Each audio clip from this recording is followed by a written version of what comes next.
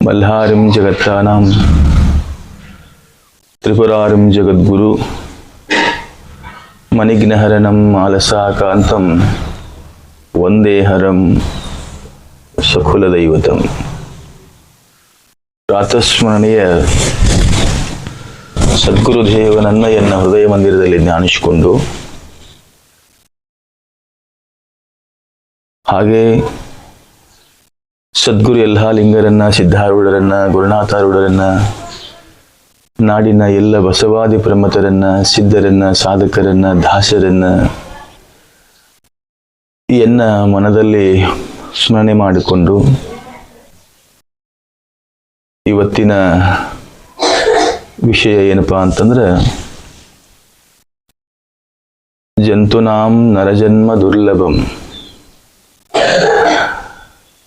ಮನುಷ್ಯ ಹುಟ್ಟಿ ಬರೋದು ಬಹಳ ದುರ್ಲಭ. ಈ ಮಾನವ ಜನ್ಮ ನಮಗ ಭಗವಂತ ಸಿಕ್ಕಾಗ ಅದನ್ನ ಹೇಗೆ ಉಪಯೋಗ ಮಾಡ್ಕೊಳ್ಬೇಕು ಅಂತಕ್ಕಂಥದ್ದನ್ನ ಈ ಮನುಷ್ಯ ತಿಳ್ಕೊಳ್ಬೇಕಾಗ್ತದೆ. ಅದನ್ನೇ ಅಕ್ಕ ಮಹಾದೇವಿಯವರು ಬಹಳ ಸುಂದರವಾಗಿ ಸೊಗಸಾಗಿ ವಿವರಣೆಯನ್ನು ಮಾಡಿಕೊಂಡು ಬಂದಿದ್ದಾರೆ. ಎಲ್ಲವ ನರಿದು ಫಲವೇನು, ತನ್ನನ್ನು ತಾನರಿಯದ ನೆಕ್ಕ, ತನ್ನರಿವು ಕರಿಗೊಂಡ ಬಳಿಕ ಎದಿರಿಟ್ಟು ತೋರಲುಂಟೆ, ನಿಮ್ಮರಿವು ತಲೆದೋರಿದ ಕಾರಣ ನಾನರಿದೆ ಚೆನ್ನ ಮಲ್ಲಿಕಾರ್ಜುನ ಅಂತ ಬಹಳ ಮನ ತುಂಬಿ ಹೃದಯ ತುಂಬಿ ಮಾತನಾಡಿದ್ದಾರೆ.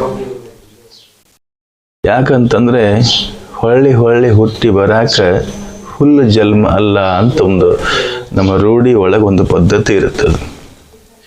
ಈ ಮಾನವ ಜನ್ಮ ಏನ್ ನಮಗೆ ಸಿಕ್ಕದಲ್ಲ, ಇದರ ಶ್ರೇಷ್ಠತೆಯನ್ನ ಪಡ್ಕೊಳ್ಳೋದು ಈ ಮಾನವನ ಕರ್ತವ್ಯ.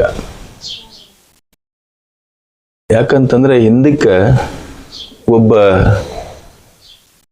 ಭಕ್ತ ಒಬ್ಬ ಮಹಾತ್ಮರಿಗೆ ಆಹ್ವಾನ ಮಾಡ್ತಾನೆ. ತಮ್ಮ ಮನೆಗೆ ಪ್ರಸಾದಕ್ಕೆ ಬರಬೇಕು ಅಂತೇಳಿ ವಿನಂತಿಯನ್ನ ಮಾಡ್ಕೊಳ್ತಾನೆ ಒಬ್ಬ ಮಹಾತ್ಮರಿಗೆ. ಆಯ್ತಪ್ಪ ಅಂತೇಳಿ ಆ ಸಾಧು ಮಹಾತ್ಮ ಆ ವಿನಂತಿಯ ಮೇರೆಗೆ ಏನ್ ಮಾಡ್ತಾನೆ ಅಂತಂದ್ರೆ, ಆ ಭಕ್ತನ ಜೊತೆಗೆ ಅವರ ಮನೆಗೆ ಹೋಗಿ ಪ್ರಸಾದವನ್ನ ಸ್ವೀಕಾರ ಮಾಡ್ತಾನೆ. ಆತಿಥ್ಯವನ್ನ ಸ್ವೀಕಾರ ಮಾಡಿದರು. ಪ್ರಸಾದ ಮುಗಿಸ್ಕೊಂಡು ಹೊರಗೆ ಕಟ್ಟಿ ಮೇಲೆ ಕುಂತಾಗ ಆ ಮಹಾತ್ಮ ಏನ್ ಮಾಡ್ತಾನಂತಂದ್ರೆ, ಅಲ್ಲಿರ್ತಕ್ಕಂಥ ಭಕ್ತನ ಮನೆಯ ಅಂಗಳವನ್ನ ವೀಕ್ಷಣೆ ಮಾಡಿದಾಗ ಅಂಗಳದಲ್ಲಿ ಒಂದು ಗಿಡವನ್ನ ಕಾಣ್ತಾ ಇದ್ದಾನೆ ಮಹಾತ್ಮ.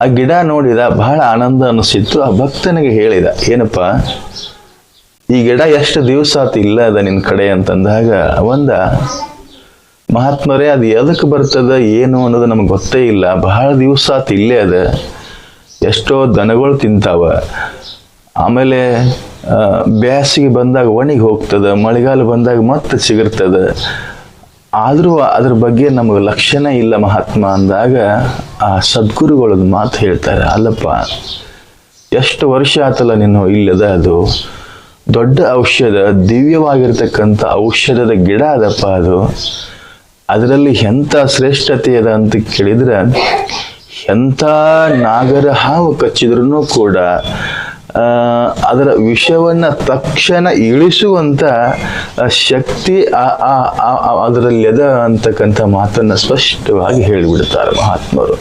ಬೇಕಾದಂತ ಹಾವು ಇರಲಿ, ಅದು ಕಚ್ಚಿದ ಕೂಡಲೇ ಅದನ್ನು ಹಚ್ಚಿದರೆ ಇಳಿಸುವಂತ ಶಕ್ತಿ, ಆ ಗುಣವನ್ನ ಹೊಂದಿರತಕ್ಕಂಥ ಈ ಆಯುರ್ವೇದದ ದಿವ್ಯ ಔಷಧಪ್ಪ, ಅದು ಏನೋ ತಪ್ಪಗಾಟಾಗಿ ಸಿಗೋದಂತೂ ಅಲ್ಲ, ತೆಪ್ಪಗಾಟಾಗಿ ಬಂದು ನಿನ್ನ ಕಂಪೌಂಡಿನೊಳಗ ಏನೋ ಬಿದ್ದು ನಾಟ್ಯದಪ್ಪ ಅಂತಂದಾಗ ಅವಾಗ ಆ ಮಹಾತ್ಮ ಹೇಳಿದಾಗ ಆ ಭಕ್ತ ಇಷ್ಟು ಮರ ಮಲಗಿದ. ಆಯ್ತು ಗುರುಗಳೇ ಅಂದ್ರು.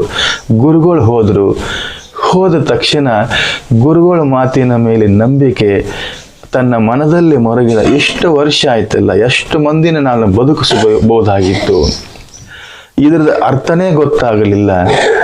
ಅಂಥೇಳಿ ತಿಳ್ಕೊಂಡು ನಿಮಗೆ ಹೇಳ್ತೀನಿ, ಇಷ್ಟು ರೂಪ ಮಾಡಿದದನ್ನು ಒಂದು ಕಟ್ಟಿದೆ ಅಂತ ಆ ಗಿಡಕ್ಕೆ ಮೊದಲು. ಆ ಗಿಡಕ್ಕೆ ಒಂದು ಕಟ್ಕೊಂಡು ಅದಕ್ಕೊಂದಿಷ್ಟು ನೀರು, ಅದಕ್ಕೊಂದಿಷ್ಟು ಗೊಬ್ಬರ ಹಾಕಿ ಅದನ್ನು ಬೆಳೆಸಲಿಕ್ಕೆ ಪ್ರಯತ್ನ ಮಾಡಕತ್ತಿದಂಥ ಪುಣ್ಯಾತ್ಮರೇ. ಆ ಬಳಿಕ ಆ ಔಷಧಿಯಿಂದ ಬಂದಂಥವರನ್ನು ಗುಣಪಡಿಸುವಂಥ ಒಂದು ಕಾಯಕವನ್ನು ಆ ಭಕ್ತ ನಡೆಸಿಕೊಂಡು ಹೋದ ಅಂತಕ್ಕಂಥದ್ದು ತಮಗೆಲ್ಲರಿಗೂ ಒಂದು ಸಣ್ಣ ಉದಾಹರಣೆ ಇಷ್ಟ ಇದು. ಆದರೆ ಪರಮಾತ್ಮ ಹ್ಯಾಗ ಆ ದಿವ್ಯ ಔಷಧ ಬಂದು ಗೊತ್ತಿರಲಾರ್ದ ಆ ಕಂಪೌಂಡ್ಗಳಿಗೆ ನಾಟ್ಯದನೋ, ಹಾಗೆ ಭಗವಂತ ನಮಗೆ ಇವತ್ತು ಈ ಪವಿತ್ರವಾಗಿರ್ತಕ್ಕಂಥ ಆ ಔಷಧಿ, ದಿವ್ಯ ಔಷಧಿ ಇರ್ತಕ್ಕಂಥ ಹ್ಯಾಗ ಆ ಗಿಡ ಅದನೋ, ಹಾಗೆ ಈ ದೇಹವನ್ನು ಪರಮಾತ್ಮ ನಮ್ಮೆಲ್ಲರಿಗೂ ಕೊಟ್ಟಿದ್ದ. ಇದು ಹೇಗಾಗಬೇಕು ಅಂತಂದ್ರೆ ಪರರಿಗೆ ಉಪಕಾರ ಆಗಬೇಕೆ ಹೊರತು ಪರರಿಗೆ ಅಪಕಾರ ಆಗುವಂಥ ದೇಹ ಆಗಬಾರದು. ಇನ್ನೊಬ್ಬರ ಕಣ್ಣಲ್ಲಿ ನೀರು ತರಿಸುವಂತ ದೇಹ ಆಗಬಾರದು. ಇನ್ನೊಬ್ಬರ ಕಣ್ಣಲ್ಲಿ ನೀರು ಒರೆಸುವಂತ ಈ ದೇಹ ಆಗಬೇಕು. ಅದು ನಮ್ಮ ಕರ್ತವ್ಯ ಆಗಿರಬೇಕು. ಮೇಲಾಗೆ ತನ್ನನ್ನು ತಾನು ಅರಿದು ಆ ಬ್ರಹ್ಮಜ್ಞಾನವನ್ನು ಅರಿದು ಮುಕ್ತನಾಗುವಂತ ಪ್ರಯತ್ನ ಮಾಡಬೇಕು ಹೊರತಾಗಿ ನಾವು ಯಾರನ್ನು ಹೀಯಾಳಿಸುವಂತ ಪ್ರಯತ್ನವನ್ನು ಮಾಡಬಾರದು. ಇದೆಲ್ಲ ಆಗಬೇಕಾಗಿತ್ತು ಅಂತಂದ್ರೆ ಮನುಷ್ಯನಿಗೆ ಸತ್ಸಂಗ ಬಹಳ ಮುಖ್ಯದ.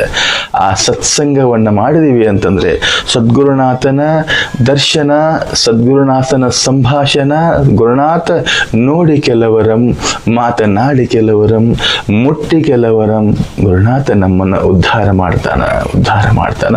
ನಾವು ಬಂದ ಕಾರ್ಯ ಏನದ ಅಂತ ಕೇಳಿದ್ರೆ ಆ ಶ್ರೇಷ್ಠವಾಗಿರ್ತಕ್ಕಂಥ ಮಾನವ ಜನ್ಮವನ್ನ ವ್ಯರ್ಥ ಮಾಡಿಕೊಳ್ಳಲಾರದೆ ಇದರ ಸದುಪಯೋಗವನ್ನ, ಬಂದ ಕಾರಣವನ್ನು ಹುಡುಕಾಡಿ ನಾವು ಮಾಡತಕ್ಕಂಥ ದಾನ, ಧರ್ಮ, ಪುಣ್ಯ, ಪರೋಪಕಾರ, ಸದ್ಗುರುವಿನ ಅವಶ್ಯಕತೆ ಹೆಚ್ಚಾಗಿ ಇರುವಂಥದ್ದೇನು ಅಂತ ಕೇಳಿದ್ರೆ ಆ ಬ್ರಹ್ಮಜ್ಞಾನದ ಕಡೆಗೆ ಒಲವನ್ನು ಕೊಡುವಂಥ ಪ್ರಯತ್ನವನ್ನು ನಾವು ಎಲ್ಲರೂ ಮಾಡಿದರೆ ಧನ್ಯರಾಗ್ತೀವಿ.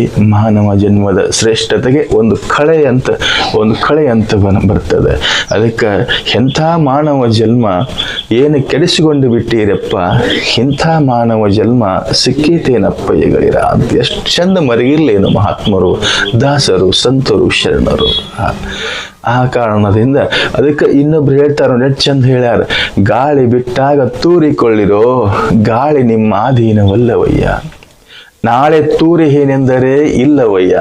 ನೋಡು, ಶಿವಶರಣ ಎಂತಕ್ಕಂಥ ಗಾಳಿ ಬಿಟ್ಟಾಗ ಬೇಗನೆ ತೂರಿಕೊಳ್ಳಿರಿ ಎಂದಾತ ನಮ್ಮ ಅಂಬಿಗರ ಚೌಡಯ್ಯ ಅಂತೇಳಿ ಅಂಬಿಗರ ಚೌಡಯ್ಯನವರು ಇಷ್ಟು ಒತ್ತಿ ಈ ಮಾನವನನ್ನ ಕುರಿತು ಇದೊಂದು ಮಾನವ ಜನ್ಮ ಅಂತಕ್ಕಂಥ ಗಾಳಿ ಬಿಟ್ಟದ.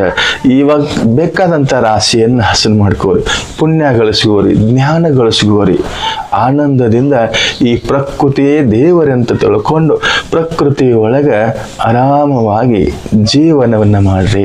ಆ ಮಾನವ ಜನ್ಮದ ಶ್ರೇಷ್ಠತೆಯನ್ನು ತಾವೆಲ್ಲರೂ ಪಡ್ಕೋರಿ ಅಂತಕ್ಕಂಥ ಮಾತನ್ನ ಹೇಳ್ತಾ ಇವತ್ತಿನ ಮಾನವ ಜನ್ಮದ ವಿಶೇಷ ಕಾರ್ಯಕ್ರಮದಲ್ಲಿ ಇವತ್ತಿನ ಚಿಂತನವನ್ನು, ಇವತ್ತಿನ ಪ್ರವಚನವನ್ನು ಮಂಗಲಗೊಳಿಸ್ತಾ ಇದ್ದೇನೆ. ಮತ್ತೆ ಒಂದು ನಾಳಿನ ವಿಶೇಷ ವಿಷಯದ ಜೊತೆಗೆ ನಾಳೆ ಬರ್ತಾ ಇದ್ದೇನೆ ಅಂತಕ್ಕಂಥ ಮಾತನ್ನು ಹೇಳ್ತಾ ನನ್ನ 2 ಮಾತುಗಳು ವಿರಾಮ ಕೊಡ್ತಾ ಇದ್ದೇನೆ. ಸರ್ವೇ ಜನಃ ಸುಖಿನೋ ಭವಂತು.